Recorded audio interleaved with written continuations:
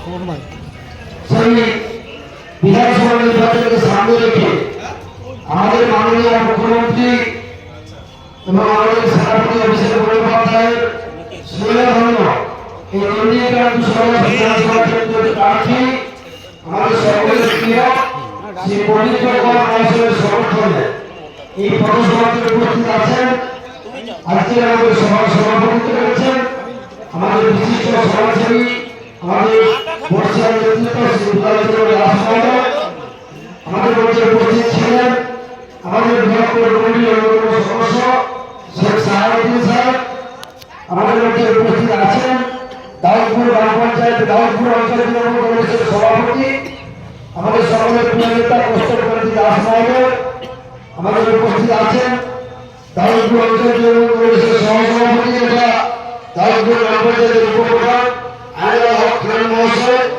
আমাদের পঞ্চায়েতের সকল সদস্যরা আমাদের বুথ সভাপতিরা আমাদের অঞ্চলের অন্যান্য নেতৃত্ববৃন্দরা আমাদের মহিলা সংগঠনের সদস্যরা সবাইকে আমি আমার পক্ষ থেকে শ্রদ্ধা সম্মান ভালোবাসা জানাই। বিশেষ করে ঘাটপুকুর বাজারের পথচলতি মানুষ নেতা বিক্রেতা তাদেরকে যথাযথ শ্রদ্ধা সম্মান ভালোবাসা জানাই। আর আপনারা জানেন যে এই বিধানসভা নির্বাচনে আমাদের মূল এজেন্ডা পশ্চিমবাংলা তৃণমূল কংগ্রেসের মূল এজেন্ডা যে আমাদের মাননীয় মুখ্যমন্ত্রী মমতা বন্দ্যোপাধ্যায়ের 15 বছরের যে উন্নয়নের যোগ্য সেটা আপনাদের সামনে তুলে ধরে আমাদের প্রধান লক্ষ্য।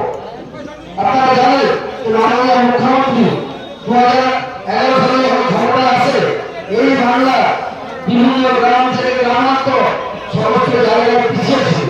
রাস্তাঘাট ছিল না, পানীয় জলের সমস্যা ছিল, কোথাও বিদ্যুৎ ছিল না, হাসপাতাল ছিল না, শিক্ষার উন্নয়ন ছিল না, স্বাস্থ্য ব্যবস্থা ছিল না। আজকে এই 15 বছরে আমাদের মাননীয় মুখ্যমন্ত্রী বাংলার সমস্ত গ্রাম থেকে গ্রামান্তরকে যেভাবে সাজিয়েছেন আজকে আপনারা যা প্রমাণ আপনারা যা চাক্ষুষ করছেন। আমরা যেখানে দাঁড়িয়ে আজকে সভা করছি আপনারা বলুন আমরা যদি কয়েক বছরে পিছিয়ে যাই এই এলাকার রাস্তাঘাটের অবস্থা কোন জায়গায় ছিল আর আজকের আমরা রাস্তাঘাটের যে উন্নয়নের যোগ্য দিয়ে আজকের উন্নয়নকে নিয়ে সাজিয়ে রেখেছি আপনারা যা সাক্ষী। আজকের মানুষ যখন বাড়ি যেতে পেল তাকে পায়ে কাদা লাগাতে পারে কেননা তার বাড়ি পর্যন্ত আমরা কংক্রিটের রাস্তা পাকা রাস্তা করে দিয়েছি। আজকে কোথাও পানীয় জলের সমস্যা নেই। আজকে তার বাড়ি থেকে 10 থেকে 15 মিটার 20 মিটারের মধ্যে সাবমার্সিবলের ব্যবস্থা রয়েছে। আজকে 100% বাড়িতে বিদ্যুৎ আয়ন হয়েছে। আজকে বলুন শিক্ষার ক্ষেত্রে যে আমরা এলাকায় সভা করছি এই দাউদপুর স্কুলের পরিকাঠামো উন্নয়ন করে যাচ্ছিল আর আজকের উন্নয়ন আমরা করে নিয়ে গেছি। আজকে আমরা যে নন্দীগ্রাম বিধানসভাতে সভা করছি এই নন্দীগ্রাম বিধানসভা একটি প্রাথমিক স্বাস্থ্য কেন্দ্র ছিল। আজকে মাননীয় মুখ্যমন্ত্রীর হাত ধরে আজকে সুভাষ স্পেশালে যে হাসপাতাল হয়েছে 350 টাকা একটা ঝাড়চকচকে হাসপাতাল। এই উন্নয়নগুলো আমাদের ব্যক্তি মমতা বন্দ্যোপাধ্যায় করেছে আর তার সুফল আমরা বাংলার মানুষ আমরা প্রত্যেকটা গ্রামের মানুষ পেয়েছি। আজকে বাধ্যবাধকতা এই দাউদপুর অঞ্চলে মাত্র হাতে গোনা কতিপয় মানুষ পেত। আজকে মমতা বন্দ্যোপাধ্যায়ের সরকার আসার পরে শয়ে শয়ে ঢাল মানুষকে বাধ্যবাধকতা পালন দেওয়া হয়েছে, বিধবা ভাতা পালন দেওয়া হয়েছে। আজকে মাননীয় মুখ্যমন্ত্রী 2021 সালের নির্বাচনের ঠিক প্রাক্কালে বললেন যে আমাকে যদি আপনারা আবার আশীর্বাদ করেন আমি যদি তৃতীয়বারের জন্য রাজ্যের মুখ্যমন্ত্রী হয়ে আসতে পারি বাংলার সমস্ত মহিলাদেরকে আমি লক্ষ্মী ভান্ডারের প্রকল্পের টাকা পালন দেবো 500 কোটি টাকা। মাননীয় মুখ্যমন্ত্রী যার কথা দেন তিনি তার কথা অক্ষরে অক্ষরে পালন করেন। আপনারা দেখেছেন যে মাননীয় মুখ্যমন্ত্রী মমতা বন্দ্যোপাধ্যায় শপথ গ্রহণের 2 মাসের মধ্যে সমস্ত বাংলার মায়েদের অ্যাকাউন্টে 500 কোটি টাকা থেকে পৌঁছে দিয়েছে। পরবর্তী পঞ্চায়েত করে সেটা 1000 হয়েছে, আজকে 3000 হয়েছে, 1700 হয়েছে, ধাপে ধাপে টাকার পরিমাণ বেড়েছে। আর আমাদের এখানকার বিতর্কিত বিধায়ক গাদ্দার অধিকারী তিনি বলছেন আমরা যদি বাংলায় ক্ষমতায় আসি এই লক্ষ্মী ভান্ডারকে 3000 টাকা দেবো। পুরো মিথ্যা জুমলা ফালতা। কেননা আমাদের পাশে যে রাজ্যগুলো আছে উড়িষ্যা রয়েছে, বিহার রয়েছে, পাশে ত্রিপুরা রয়েছে, আসাম রয়েছে, কোন রাজ্যে আপনারা খোঁজে দেখবেন সমস্ত রাজ্যে বিজেপি ক্ষমতা আছে। কোন রাজ্যে লক্ষ্মী ভান্ডার প্রকল্পটি চালু করেননি।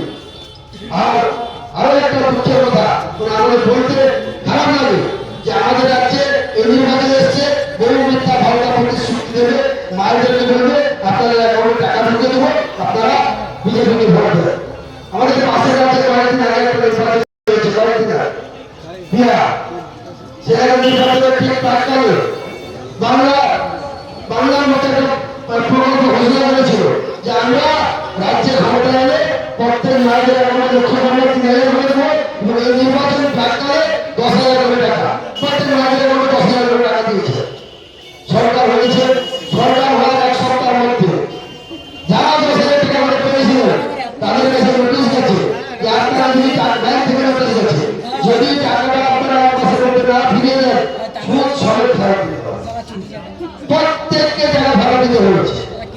৩,০০০ টাকা করে লক্ষ্মী ভাণ্ডার তো পুরো ভাতা, যে ১০,০০০ টাকা করে মায়েদের অ্যাকাউন্টে দিয়ে যাদের ভোট নিয়ে সরকারের নির্বাচিত হয়েছে তাদের কাছ থেকে টাকা ফেরত দিয়েছে। যারা টাকা ফেরত দিতে দেরি করেছে সুদ সমেত ফেরত দিয়েছে। এই তো ওদের ভালো, আমি এই তো শুনলাম। তাই আপনাদের কাছে অবশ্যই অনুরোধ করবো, বিধানসভা নির্বাচন অত্যন্ত গুরুত্বপূর্ণ।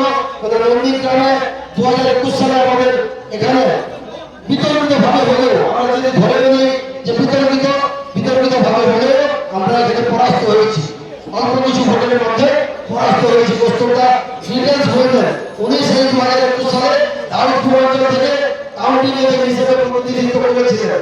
কাউন্টি কি কাজ হয়েছে সেটা আপনাদের সামনে তুলে ধরবেন। তাই আপনাদের কাছে অনুরোধ করবো যে সেই 2021 সালে যে দাবি, যে 2021 সালের পর থেকে আমাদের অধিকারের মানুষকে সর্বত্র মাথা নিচু করে থাকতে হয়, আমাদের মাননীয় মুখ্যমন্ত্রী এখানে কন্টেস্ট করেছিলেন, তাকে আমরা জেতাতে পারিনি। সেই জন্য আমাদের অনেক মনের মধ্যে দুঃখ যন্ত্রণা বেদনা রয়েছে, সেই যন্ত্রণা বেদনাকে আমাদেরকে দূর করতে হবে।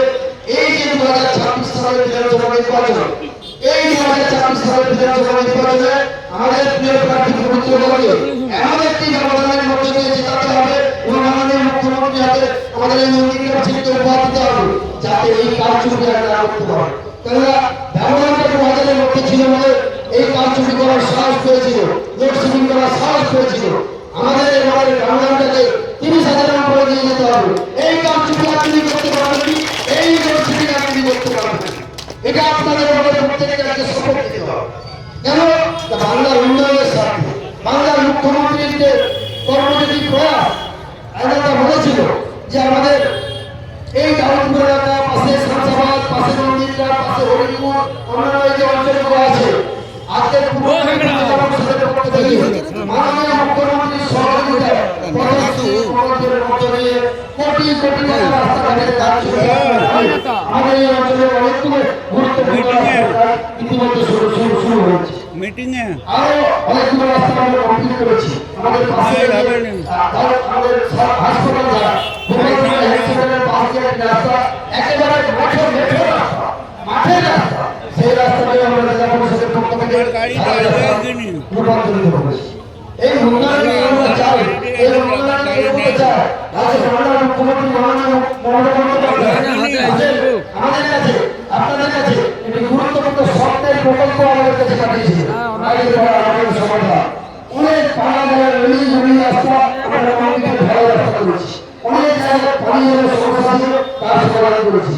এখনো পর্যন্ত বিদ্যুতের লাইনগুলো আমাদের শুরু হয়নি, সেটা নিশ্চিতভাবে শুরু হবে, সেটাও আপনারা পরবর্তী মধ্যে দিয়ে আমাদেরকে আলোকিত করবেন। তাই আপনাদের কাছে আমি বক্তব্য দীর্ঘায়িত করব না। আমাদের মধ্যে আমাদের প্রার্থী পবিত্র মহলে চলে আসবে।